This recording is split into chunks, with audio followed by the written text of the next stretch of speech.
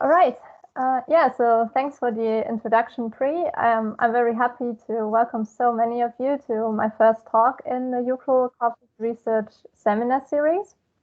And as Pri said, I am a PhD student at the Spectrum Center for Mental Health Research at Lancaster University. And in my project, I try to combine computational linguistics, corpus linguistics, and health research to learn more about personal recovery in bipolar disorder. And this PhD is in health research, but my original background is in computational linguistics, and I'm only getting into corpus linguistics while I'm doing this work. I'm supervised by the directors of the Spectrum Center, Stephen Jones and Fiona Lobbin, who are both professors in clinical psychology and also work as clinical psychologists. And I'm also supervised by Paul Rayson, who's a reader in computer science and has developed tools for corpus linguistic analysis.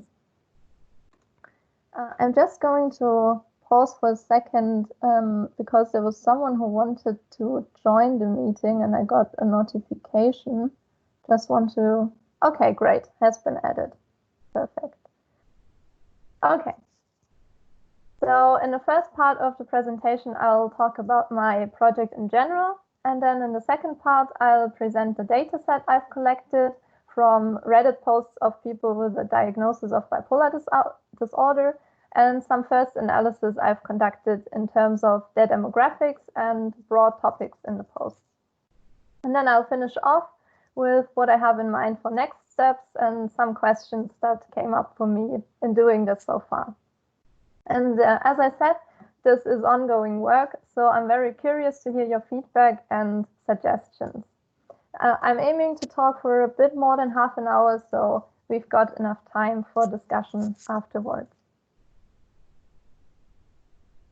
So I'll first introduce the rationale for my PhD project and the specific angle from which we're looking at recovery in bipolar disorder.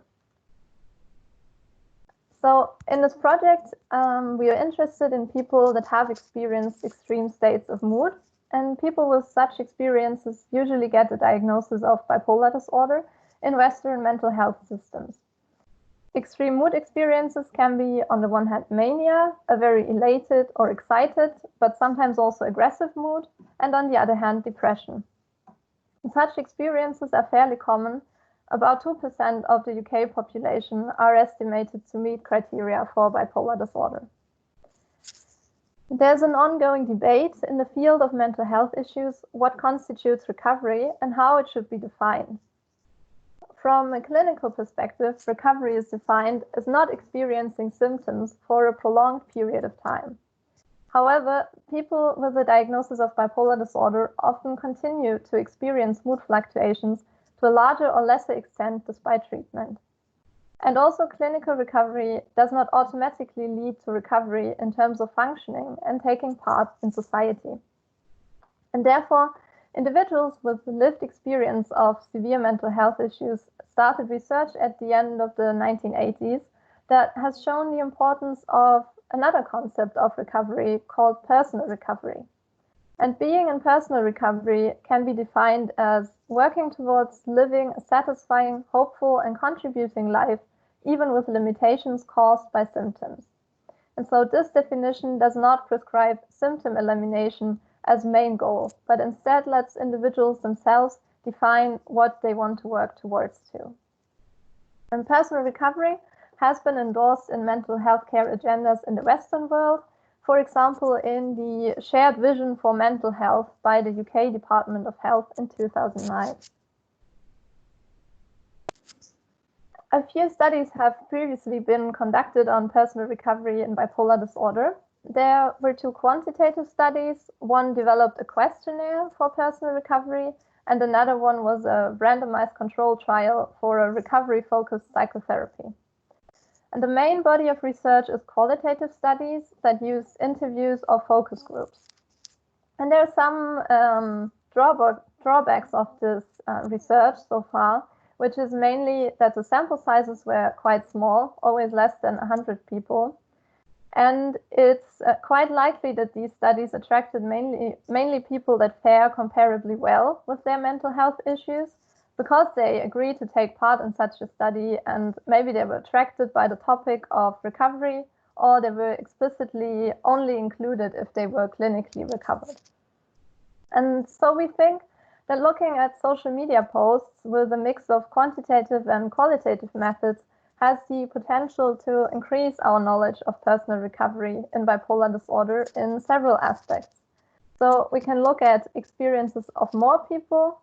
We might get access to a more diverse range of experiences, also from people who would not take part in more traditional university studies, and also from people from different parts of the world. And finally, the data can be regarded as more natural in some sense, because it's not biased by an interviewer who asks questions or a questionnaire. And I've also looked at other studies on bipolar disorder that use social media data.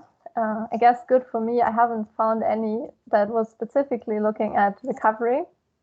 And each of these bubbles here represents one study I found, in total 20. And I found that these studies were either published in health research journals, so this is the purple box, or in computational linguistics workshops or conferences, that's the red box. And these health research studies mainly used qualitative methods, again, manually selected the posts, and only had little sample sizes. On the other hand, the natural language processing studies collected the data automatically and had large sample sizes. But the main focus in these studies was to try and predict whether someone meets criteria for bipolar disorder based on their social media posts. And this doesn't work very well so far yet. And usually in computational linguistics studies, there's little discussion devoted to clinical implications. And studies using corpus linguistic methods, so the two green bubbles, they seem to offer a good balance for this, because they also looked at large amounts of posts by many people, but they could also pay more attention to detail and clinical implications. So that's the main approach I'm taking to my PhD project. The main aim is to get a better understanding of personal recovery in bipolar disorder, to make recommendations for mental health care improvements. And so I'm combining a part of health research using the concept of personal recovery and targeting my implications to this field. Then I'm using computational linguistics to collect a big part of my data and to process it, and corpus linguistics to analyze it. And the plan is to conduct 3 studies within this project. In the first year, I've mainly worked on a systematic review of qualitative evidence on personal recovery in bipolar disorder. And in doing so, I've summarized what's known about personal recovery from more traditional qualitative health research, so coming from structured settings with interviews or focus groups. And now in the second year, I'm mainly working on the second stage, where I look at social media posts. And this represents unstructured settings, because I said there was no researcher influence on what people write on social media. And finally, there's also a third study planned, in which I want to compare the social media posts with transcripts of interviews that were previously conducted at the Spectrum Center. Okay, so now going into more details of the second study, I'll explain first the data set I've collected and how I've started to analyze it.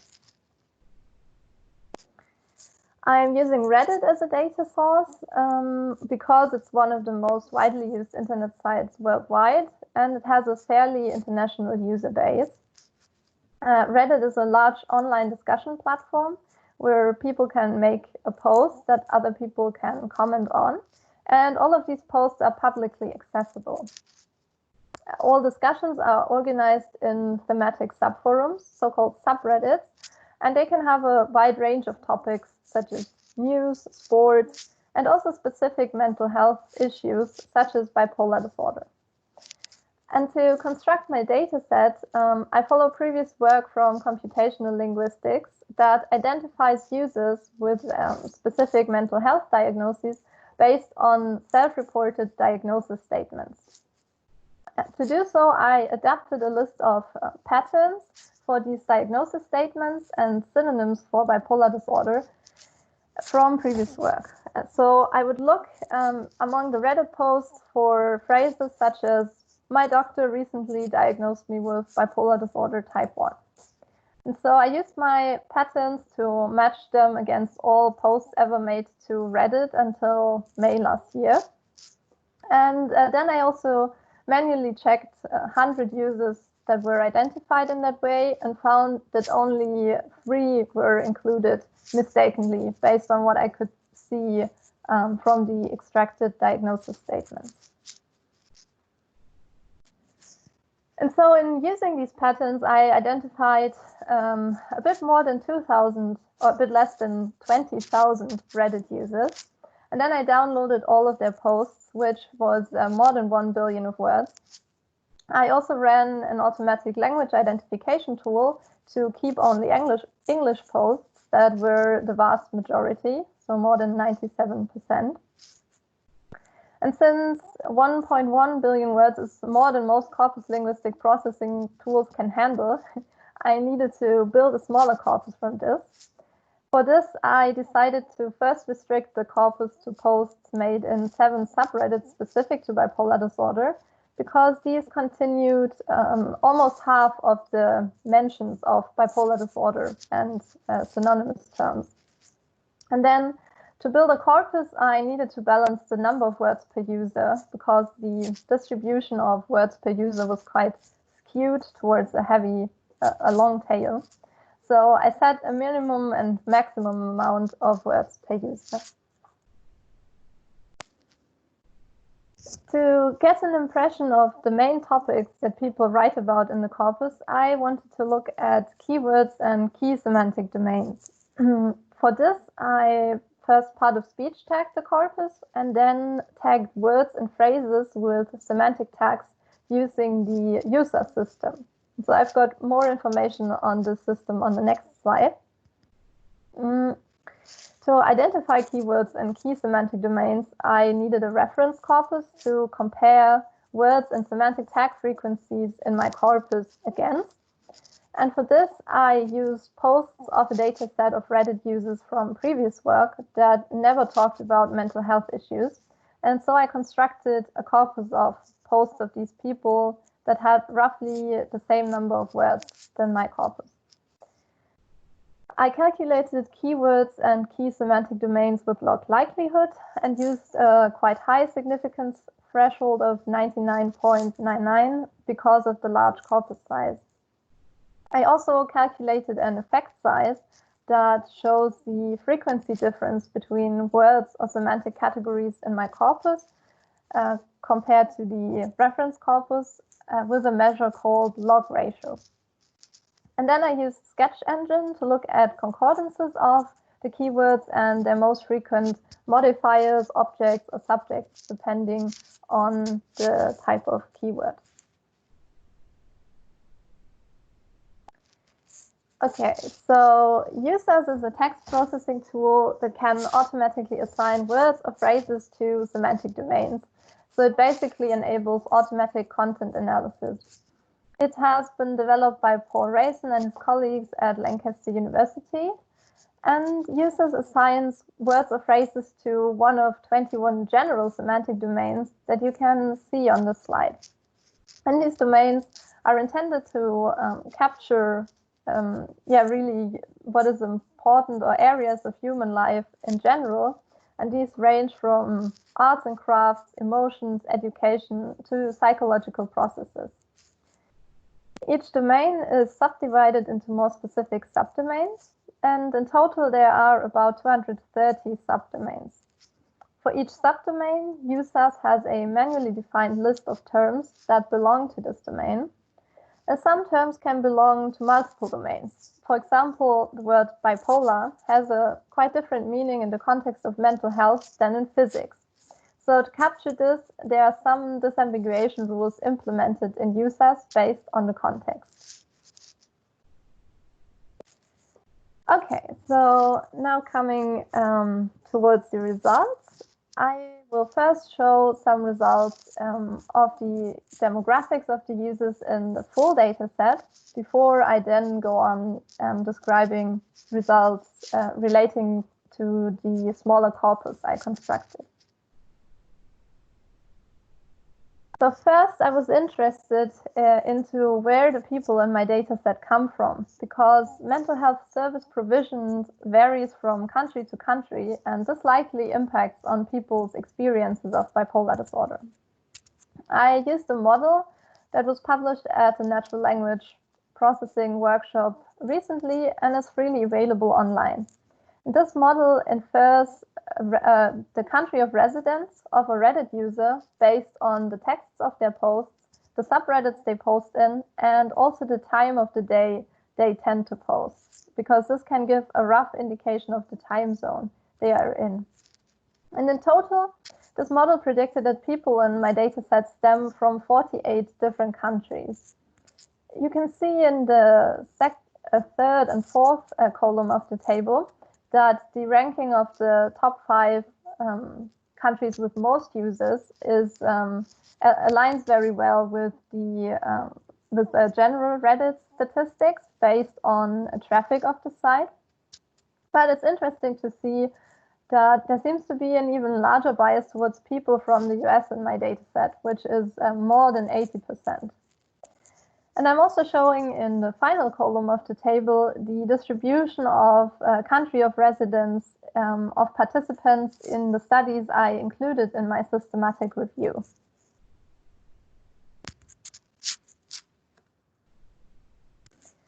The other demographic variables I was interested in were age and gender. And for these, I used a simple extraction method based on regular expressions. Reddit users often self-report their age and gender in a bracketed notation, for which you can see an example on the slide.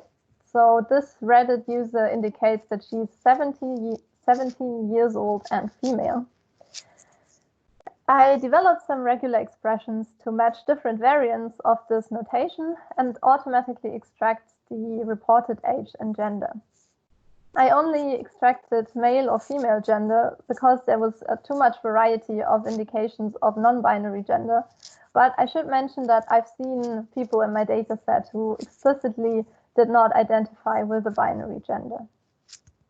And also, it's important to note that this approach can't tell me age and gender of all people in my dataset, only of those that indicated.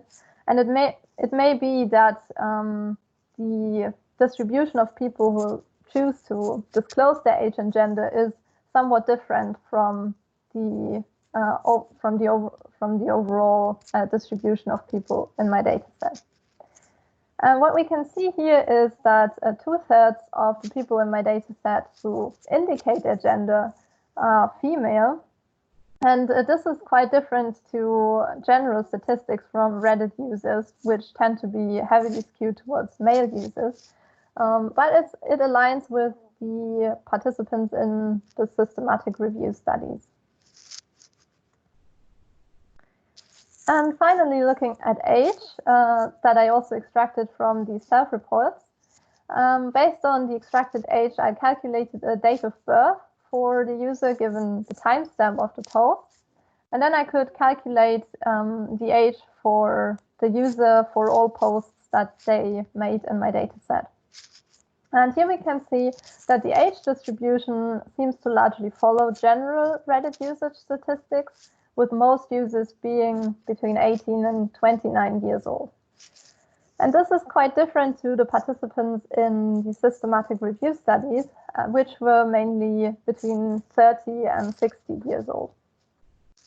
I've also automatically extracted other mental health diagnoses people in my dataset reported, but I'm not showing this here in the interest of time.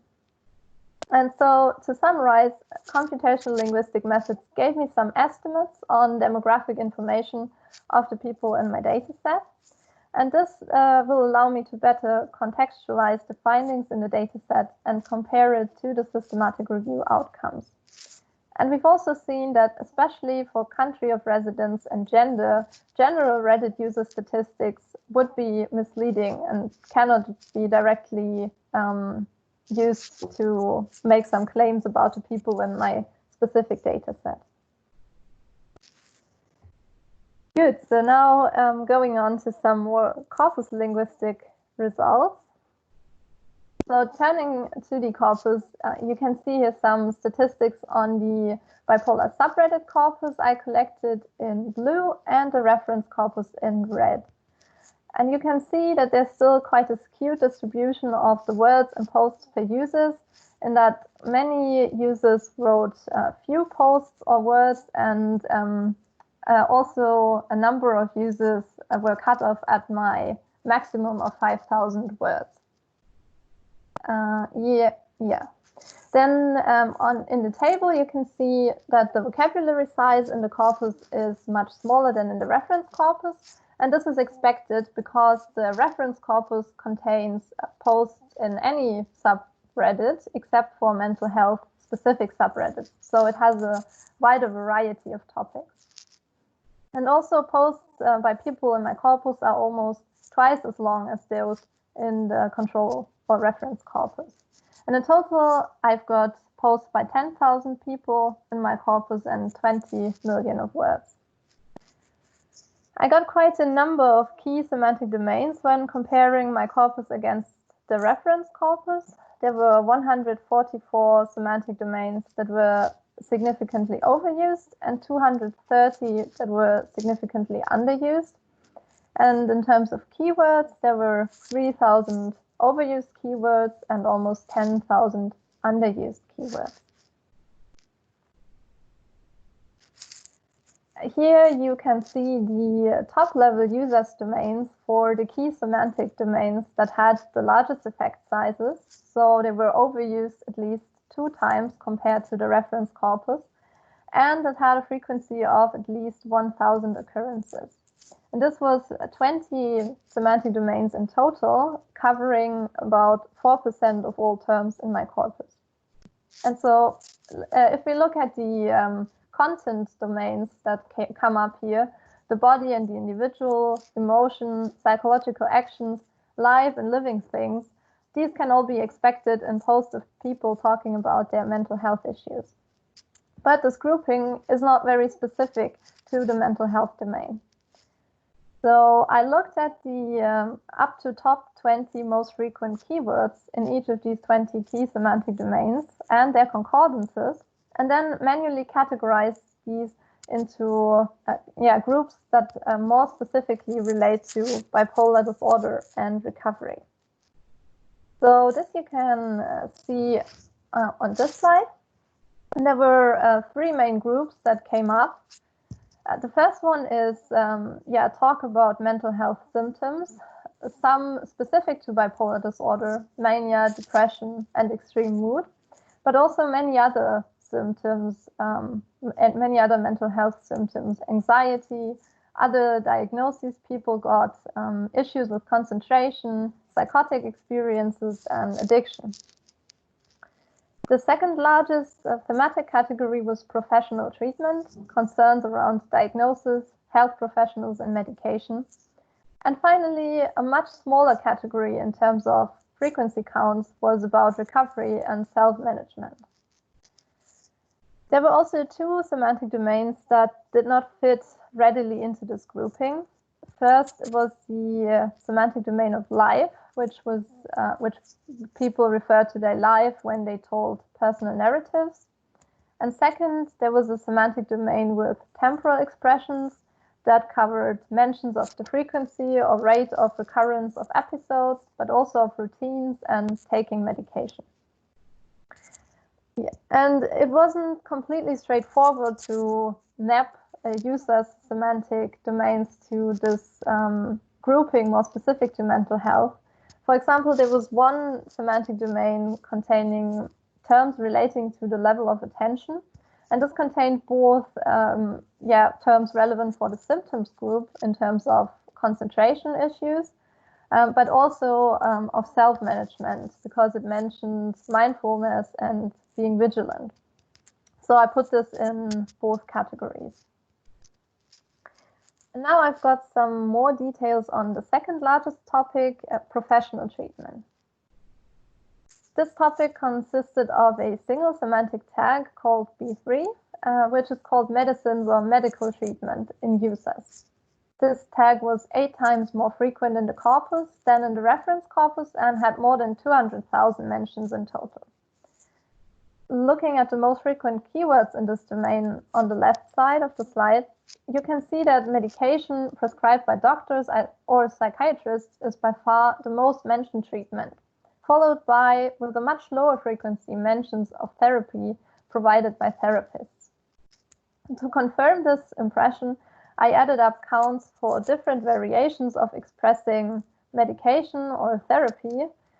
And I could still see that medication seemed to be referenced quite a lot more frequently. I also looked at the most frequent trigrams that contain therapy, and found that after going to therapy, this was medication and therapy. So overall, this gives the impression that medication is seen as the dominant treatment for bipolar disorder on Reddit, and therapy is mainly used in addition to medication, if at all. So to reinforce the other point, that most space in the discussions is devoted to feeling ill as opposed to feeling well in the corpus, here I show the most frequent keywords of the semantic domain called health and disease. And this domain is divided into terms describing illness. They are tagged with B2-, so in the red part of the table. A neutral domain for terms related to health in general, supposedly, with a tag B2 in gray. And then terms indicating health and well-being, tagged with B2+, shown in the green part of this table. And based on these keywords, I put the B2- domain into the symptoms thematic category, and B2 and B2+ into the recovery and self-management group. And just looking at the total counts at the bottom of the table, we can see again that the illness domain is vastly more frequent than mentions of mental health or even recovery. And it's also important to notice that mental health, so the most frequent keyword in B2, is actually very frequently used in the context of mental health issues or problems, so also rather pointing towards the illness domain. Okay, so much about the results I've got at the moment. So having explored the main topics in the corpus and being interested in personal recovery, my next step now is to look into more detail into the posts that mention recovery. I'm interested to see whether recovery is described as an outcome, more in line with clinical recovery, or rather a process, which would be more in line with the notion of personal recovery. And also whether people regard recovery as something that's possible for them. And I have to be reminded for this that that's only a very small part of the 20 million word corpus, so only 7% of the users even use the word recovery. And although recovery is the main term used in mental health policy and research, people might use other terms for the concept of recovery. The semantic tagging already gave me some other terms, mainly well-being or wellness, but I will also use a distributional semantic system to find what other terms are used in similar semantic and syntactic contexts like recovery. Then I would like to compare how recovery portrayed in these Reddit posts aligns with the findings of my systematic review. In the review, I extended upon an existing framework for personal recovery processes in severe mental health issues, and I found also some additional processes in bipolar disorder, such as coping with losses and balancing acceptance and ambitions. So far, I have only been looking at posts by my identified Reddit users in subreddits specific to bipolar disorder, And I'm wondering if and how to look at posts in other subreddits that are related to mental health or even general topics. In the beginning, I talked about the strengths of this project, the large samples I can look at, and data which is created without researcher influence. But at this point, I'd also like to acknowledge some limitations. A big limitation is with respect to the population I'm looking at, which is only Reddit users, and then only those that disclose their diagnosis. Second, to enable this gathering and analysis of a large amount of posts, I use automatic text processing tools that are not perfect. This mainly concerns the patterns to identify self-reported diagnoses that might have missed some users, and also the semantic tagging with users which might have made errors. Then I have to keep in mind that the mapping of terms to concepts is probably not perfect. The finding that symptoms-related terms are more frequent than recovery-related terms could also be because the users' dictionaries are more exhaustive for symptom-related terms. Or it could also be that recovery is expressed more indirectly and less via individual words or phrases that can be pinpointed in a dictionary. And finally, in the analysis I have shown so far, I focused on the largest effects and not on individual experiences that might be very diverse. To wrap up, I've presented my interdisciplinary PhD project between clinical psychology and corpus and computational linguistics. I'd like to add at this point that I am very much committed to try and involve people with lived experience of bipolar disorder in my research. One way I can do so is via a group of volunteers with diagnosis of bipolar disorder that is maintained by the Spectrum Center. I've convened this panel once last year to get feedback on my project ideas, and I plan to consult them again this summer. I've shown you a first broad characterization of people that talk about their bipolar disorder diagnosis on Reddit in terms of their demographics and the main topics they write about in bipolar-specific subreddits. And the main topics were mental health symptoms, professional treatment, and to a much lesser extent, recovery and self-help strategies. And this may point to a discrepancy between the aspiration of Western mental health systems to enable recovery for everyone and the reality of services offered and what people regard as possible for themselves, given the messages they receive from society. Finally, in case you feel you want more practical information about bipolar disorder, I'd like to point you to two UK mental health charities that offer good information and support for bipolar disorder and mental health issues. These are Bipolar UK and Mind. And now I would like to thank you very much for your attention, and I'm looking forward to the discussion. Thank you very much for the presentation, Glorianna. I think that's an interesting presentation. And I think one of the participants asked questions about your slide. Will that be available after the talk? Yes, yeah, I will upload to the homepage, and put a link on Twitter. And also, yeah, I guess we are still recording. Yes, so the recording will also be available if once I figured out how best to upload it. Yeah. And another question from someone asked question in the chat. Wait, from Elvis Gomez. I have a question, but I can't raise my hand. Okay. So I'm just unmuting it. All right. Okay. Yeah. Go ahead, okay. Yeah. Thank you very much. It was a very interesting presentation. I have two questions, and the first one is like the classical question that we ask when we hear about such project is, how do you deal with the ethical question, of taking data from people, even if the Reddit is public? How do you deal with those ethical questions? Yeah. So the project got ethical approval by the FHM Research Ethics Committee. And I spent a good deal of the first 6 months of the project thinking about these questions, like, is it ethical to analyze people's posts that maybe they were not aware that their posts would end up in research in these questions. And it seems to be the general consensus that that's fine to do, as long as you protect the anonymity of participants. So I am not going to show any usernames, of course, but also I'm not going to show any posts, like texts of posts that were taken verbatim from Reddit, because you could just put them into a search engine and find them. And so what I'm going to do is to paraphrase that. Yeah, and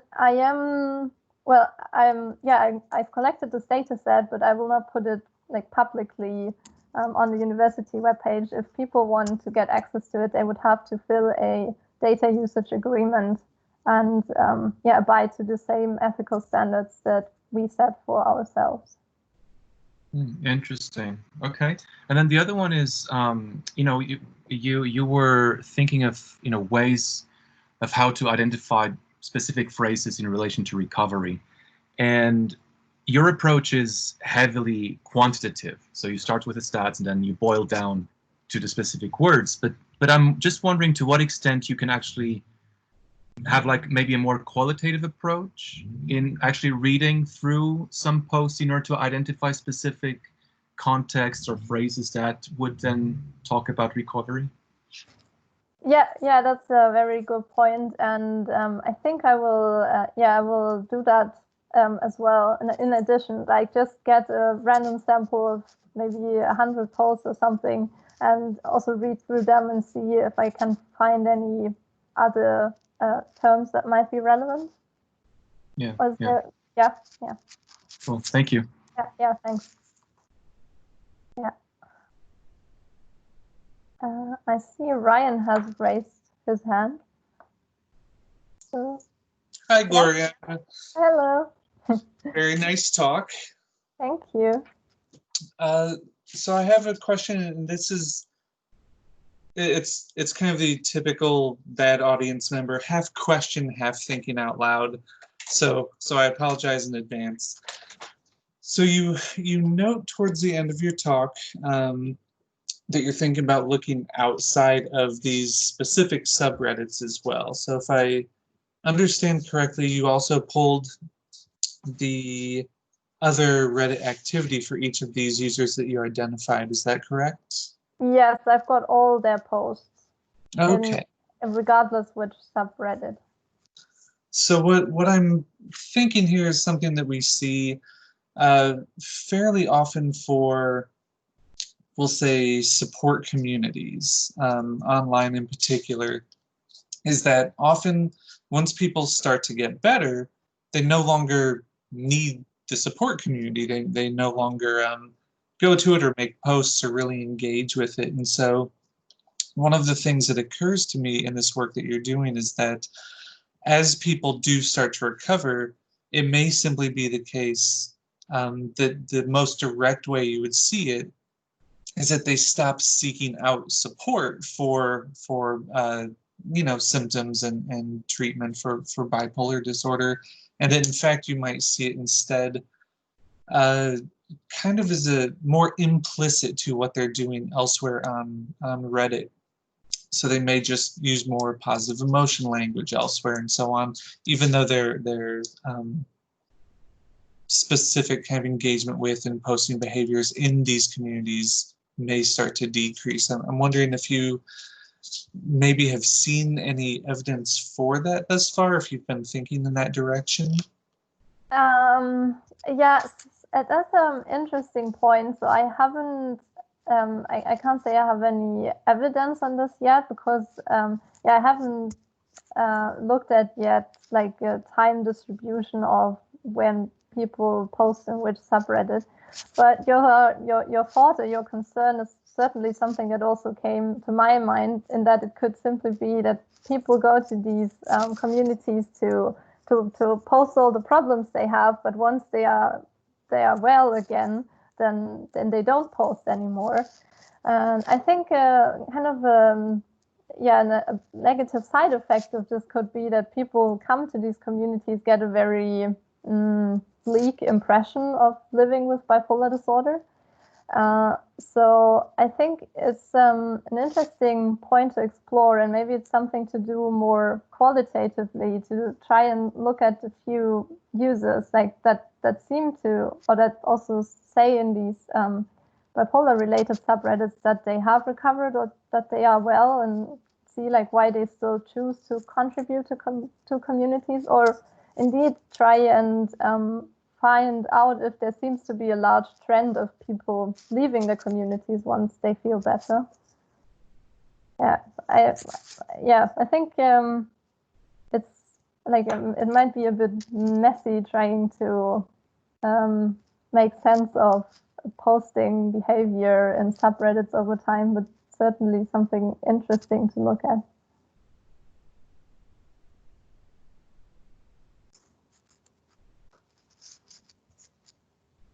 Does that answer the question?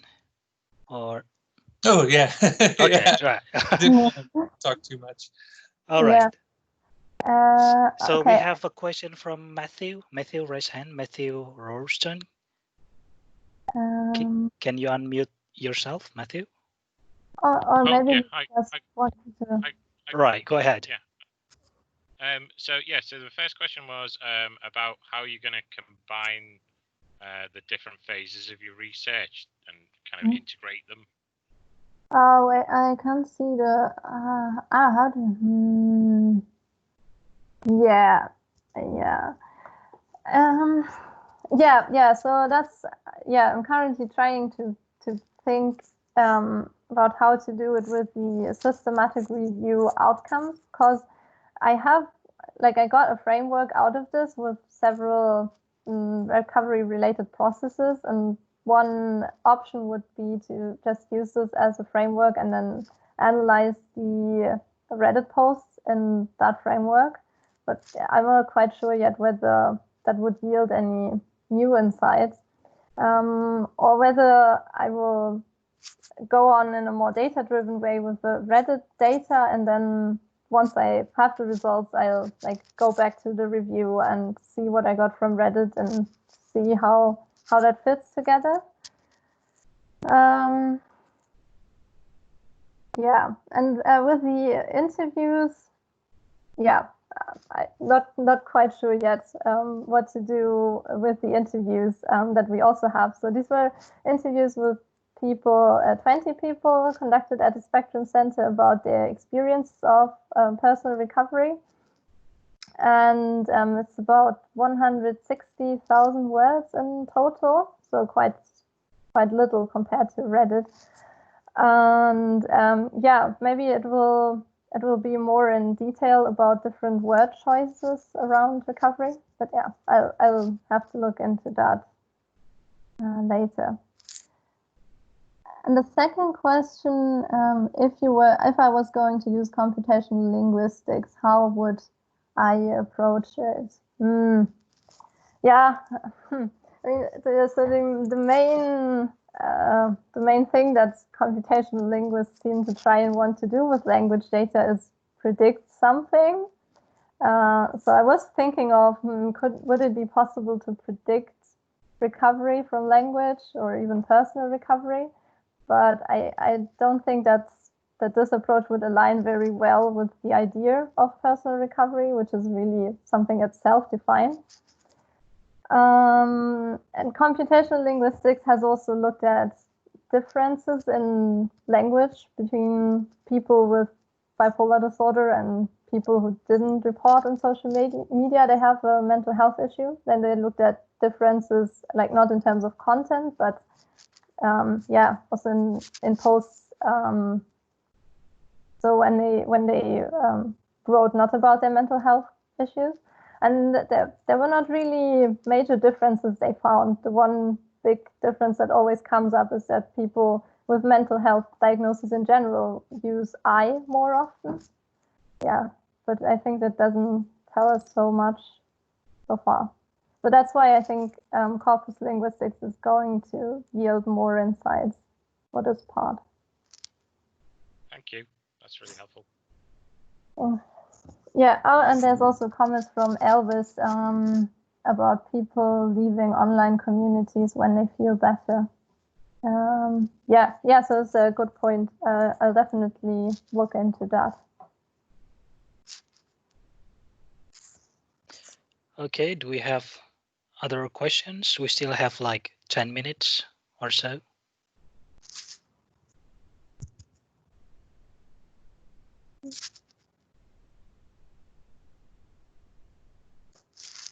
Oh, yeah.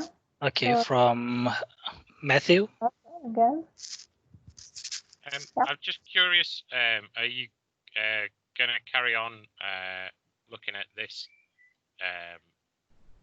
condition and working with these tools once you finish your PhD? Have you got a plan for what's next? Well, I still have 20 months to go in this PhD, which, well, feels very short, but also I think it's still quite some time left. And so far, I can't really see the end of the PhD yet, so I'm not thinking beyond that at the moment.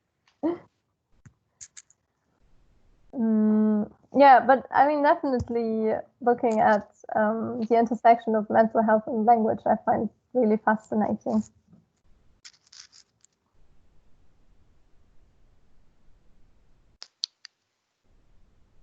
All right, and we have a question again from Elvis, I think.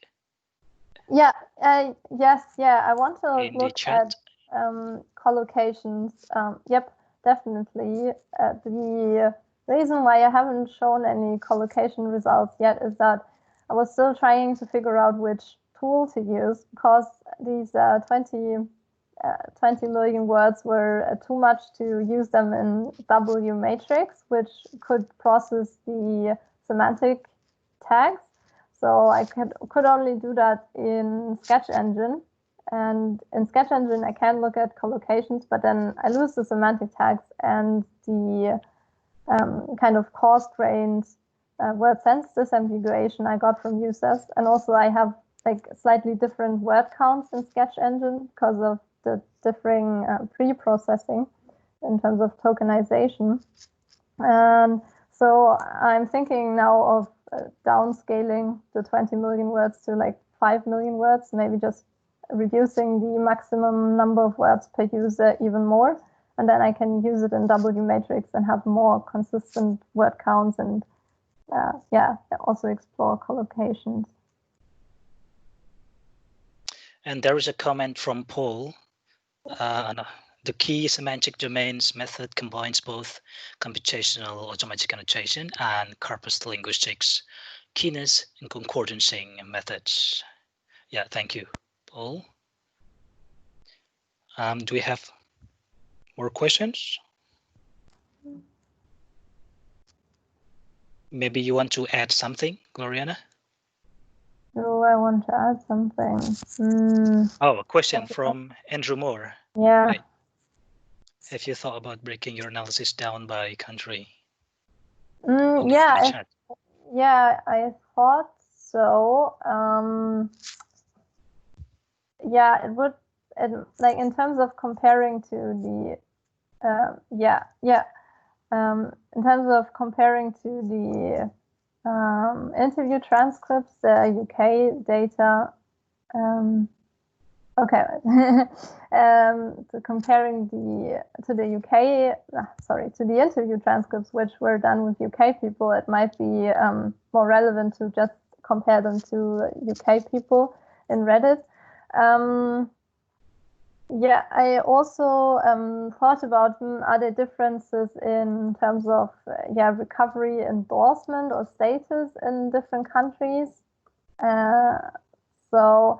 But in terms of like on a very general policy level, USA, Great Britain, Canada, Australia, and Europe, they all make the same broad claims about recovery.